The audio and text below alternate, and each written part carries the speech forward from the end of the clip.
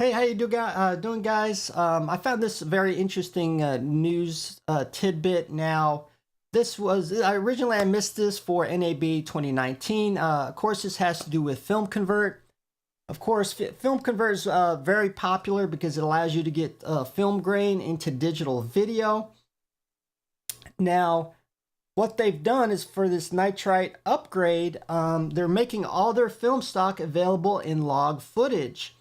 So for power users, that means you're going to have more control over dynamic range for the film grain. Or if you want to, you can simply just choose the Rec 709 version. If you want to do as much tweaking and you need to get it out in a hurry. Also new, you're going to be able to have custom curves.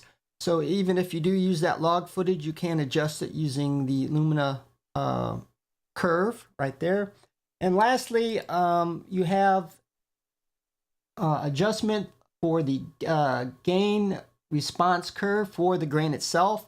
So you can affect grain in your shadows, midtones, and highlights only, the grain itself.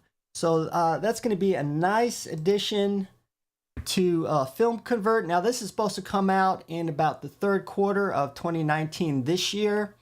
Now it's going to come out for Premiere Pro first, and it's expected to be released to other video editors such as Final Cut Pro 10, DaVinci Resolve, and so on. Oh, it's not just Premiere Pro it's coming out for as well, for like Adobe After Effects, which is going to be coming out the same time as for Premiere Pro.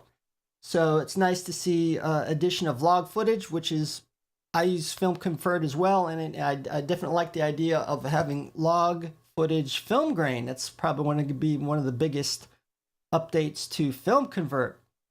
As always, thanks for watching and see you guys later.